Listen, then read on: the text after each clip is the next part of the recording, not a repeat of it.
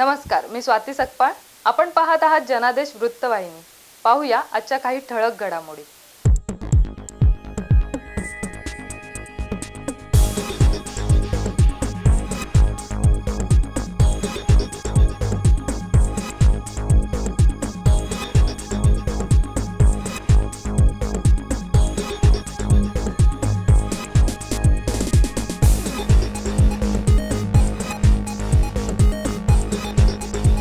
जुना ठाणा बेलापूर रोडवरील शिरवणे सेक्टर 1 येथील नवी मुंबई महापालिकेच्या वृक्ष प्राधिकरण विभागाने छाटलेल्या झाडांच्या फांद्या उचलण्यास नवी मुंबई महापालिका प्रशासन दिरंगाई करत असल्याचा आरोप प्रभाग 21च्या नगरसेविका माधुरी सुतार यांनी करत, सदर रस्त्यावर पडलेल्या झाडाच्या फांद्यामुळे रस्त्याच्या दुतर्फा असलेल्या वाहतुकीस अडचण होऊन सदर रस्त्यावरून जाणाऱ्या वाहतूक रहदारीस आणि नागरिकांना याचा नाहक त्रास सहन करावा लागत असून एखादी गंभीर दुर्घटना होऊ शकते असं म्हटलं आहे. त्यामुळे महापालिका प्रशासनाने छाटलेल्या फांद्या उचलून वाहतुकीकरिता रस्ता मोकळा करून द्यावा आणि सदर फांद्या उचलल्यास कोणी विरोध करत असेल तर त्यांच्यावर कायदेशीर कारवाई करण्यात यावी अशी मागणी नगरसेविका माधुरी सुतार यांनी केली आहे. आज प्रभाग क्रमांक 21 मध्ये आम्ही जुना ठाणे बेलापूर रोड इथे एक चिंचेचं जुनं झाड आहे.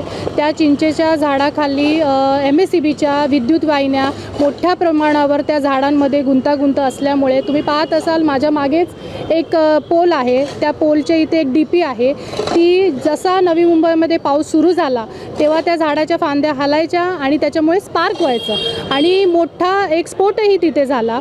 MSEBची कंप्लेंट होती की मॅडम या DPबद्दल या इथल्या विद्युत वाहिनीबद्दल जर आम्हाला काम करायचं असेल तर झाडांची छाटणी होणं आवश्यक आहे.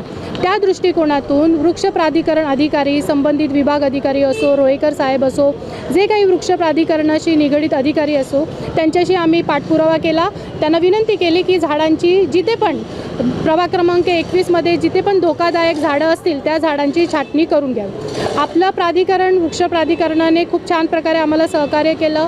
आम्ही MSEBशी 3-4 दिवस झाले मदत मागत होतो. त्यांनी सप्लाय इथे आजची घटना, आज आम्ही इथे कालपासून सप्लाय बंद केलेला. काल सप्लाय बंद केला पण जी गाडी वृक्ष छाटणीसाठी येते सेन्सरमध्ये पाणी गेल्यामुळे ते वृक्ष छाटणीचं काम करून गेले नाही. 4 तास लोक तिथे विजेअभावी राहिले. आज पुन्हा एकदा ती गाडी पाचारण करण्यात आली कारण आज पाऊसजन्य परिस्थिती नव्हती म्हणून आम्ही तातडीचं हे काम करायला सुरुवात केली. सकाळी जुना ठाणे बेलापूर रोड हा आपण बघत असाल की ह्याचा इतिहास आहे की खूप मोठ्या बरोबर इथे दुतर्फा गाड्यांची पार्किंग असते. येणाऱ्या जाण्यासाठी बस इथे येऊ शकत नाही. आत्ताच तुम्ही बघाल NMMTची आपली बस आली आणि तिथे थांबली. आत्ता थोड्या वेळात तिथे मोठ्या प्रमाणात ट्रॅफिक होती. ती सगळी ट्रॅफिक यंत्रणा आम्ही हाताळली.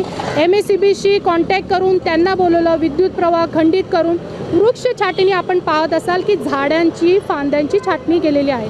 झाडांची फांदी छाटणी केल्यानंतर आत्ता तुम्ही बघत असाल की झाडांची छाटणी केल्यानंतर इथे जी झाडं पडलेली आहेत ते लगेच डंप करणं, घेऊन जाणं गरजेचं होतं. का?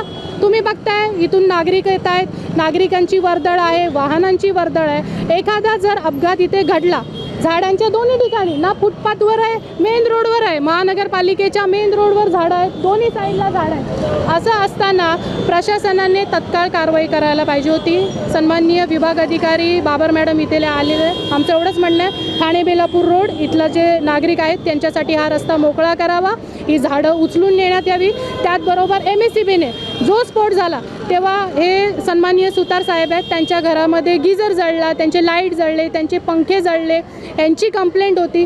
त्या अनुषंगाने MSEBला देखील यामध्ये इन्व्हॉल्व आहे.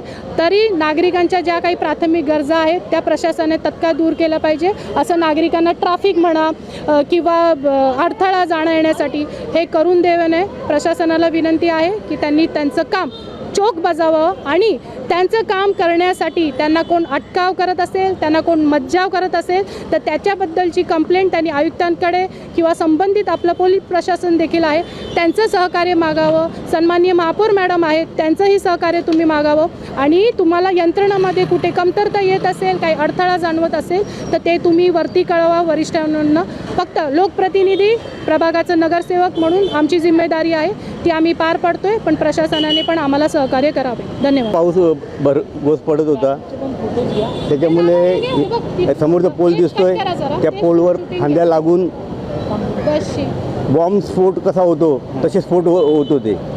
त्याच्यामुळे आम्हाला रात्री अपरात्री उठावं लागत असे आणि सातत्याने जवळजवळ 4 दिवस पाऊस धारा पडत होत्या आणि 4 दिवस हे काम चालू होतं. त्याच्यामुळं आम्ही माधुरी मॅडमला हे कळवलं की असं असं प्रकार आहे इथे आणि माझा गिजर गेले, पंखे गेले त्याच्यामध्ये. कॅमेरामन इक्बाल शेखसह पल्लवी केदार, जनादेश वृत्तवाहिनीकरिता